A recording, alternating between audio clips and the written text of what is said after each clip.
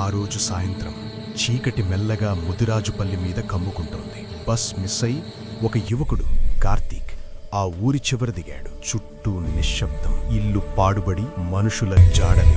ఇక్కడి ఎవ్వరూ లేరా అని అనుకుంటూ ముందుకు నడిచాడు. అప్పుడే ఒక రావి చెట్టు కింద చేతిలో కర్ర, తెల్ల జుట్టు, కళ్లల్లో ఏదో భయం దాచుకున్న ఒక ముసలి తాత కూర్చుని కనిపించాడు. కార్తీక్ దగ్గరికి వెళ్లి అడిగాడు, తాతా, ఇక్కడ ఉండడానికి చోటుందా? ఆ ముసలి తాత నెమ్మదిగా తల ఎత్తాడు. సూర్యుడు అస్తమించబోతున్నాడు. ఈ ఊరికి కొత్తవాడివా నాయనా అన్నాడు. అవును తాత అన్నాడు కార్తీక్. తాత కళ్ళు ఒక్కసారిగా పెద్దవయ్యాయి. అయితే ఒక కథ వినాలి, లేదంటే ఈ రాత్రే నీవే కథ అవుతావు అన్నాడు. కార్తీక్ నవ్వాడు. దెయ్యాల కదిలేనా తాత? ముసలి తాత నవ్వలేదు. చీకటిని చూస్తూ చెప్పడం మొదలుపెట్టాడు. ఇది 80 ఏళ్ల క్రితం నాయనా. ఇదే ఊరు ముదిరాజుపల్లి. ఊరి చివర ఒక బావి ఉండేది. నీరు లేదు, కాని రాత్రైతే బావిలోంచి జుట్టు గోక్కునే శబ్దం వినిపించేదట. అందుకే దానికి పేరు పెట్టారు, బూడిద బావి దెయ్యం. తాత మాట ఆగింది. దూరంగా ఏదో శబ్దం. కార్తీక్ మింగుడు మింగాడు. యా దెయ్యం ఎవరో తెలుసా అని తాత అడిగాడు. ఎవరు తాత? సావిత్రి, వేదింటి కూతురు.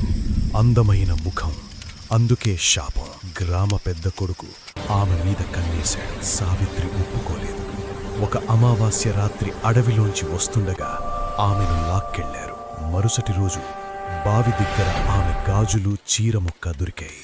శరీరం మాత్రం ఎప్పటికీ దొరకలేదు. తాత గొంతు కంపించింది. ఆ రోజు నుంచి నాయనా, గ్రామంలో ఏ అమ్మాయి నవ్వినా 3 రోజుల్లో ఏదో అపశృతి కెరిగేది. చనిపోయిన 7వ రోజు అర్ధరాత్రి 12కి బావి దగ్గర ఒక తెల్ల చీర గాలిలో ఊగింది. చీర కింద కాళ్ళు లేవు, కళ్ళు రక్తంతో నిండిపోయిన గోతులు.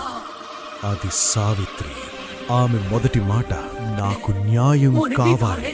ఆ రాత్రి ఆ గ్రామ పెద్ద కొడుకు బావిలో పడి చనిపోయాడు. కార్తీక్ గుండె వేగంగా కొట్టుకుంది. అయితే దెయ్యం శాంతించిందా తాత అన్నాడు. తాత నెమ్మదిగా తల ఊపాడు. లేదు నాయనా, శాంతి రాలేదు. ఇప్పుడు ఈ ఊర్లో ఎవ్వరూ ఉండరు. కాని అమావాస్య రాత్రి బావి దగ్గరికి వెళితే పెళ్లి గాజుల శబ్దం వినిపిస్తుంది. ఒక ఆడగొంతు అడుగుతుంది, నువ్వు కూడా మోసం చేస్తావా? తాత ఒక్కసారిగా కార్తీక్ కళ్లలోకి చూశాడు. ఎవరైనా మగవాడు అక్కడ ఆగితే మరుసటి రోజు బూడిద పట్టిన శవంగా దొరుకుతాడు. ఆ మాట చెప్పగానే గాలి ఒక్కసారిగా చల్లబడింది. ఒకసారి ఓ స్వామి వచ్చాడు నాయనా. ఆయన అన్నాడు, ఇది దెయ్యం కాదు, ఇది అన్యాయానికి పుట్టిన ఆత్మ. పాపం చేసిన వాళ్ళు ఇంకా పుడుతూనే ఉన్నారు. అందుకే దీనికి శాంతి లేదు. తాత మాట ఆపాడు. చీకటి పూర్తిగా కమ్ముకుంది. కార్తీ భయంతో అడిగాడు, తాత, ఆ బావెక్కడా? ముసలి తాత నెమ్మదిగా చేతితో చూపించాడు. అదే దిశలో తెల్ల చీర గాలిలో ఊగింది. పెళ్లి గాజుల శబ్దం. కార్తీక్ వెనక్కి తిరిగాడు. రావి చెట్టు కింద ముసలి తాత లేడు, కేవలం బూడిద మాత్రమే ఉంది. అప్పుడే ఆడగొంతు, నువ్వు కూడా మోసం చేస్తావా? సబ్స్క్రైబ్ చేసుకోండి ఫ్రెండ్స్.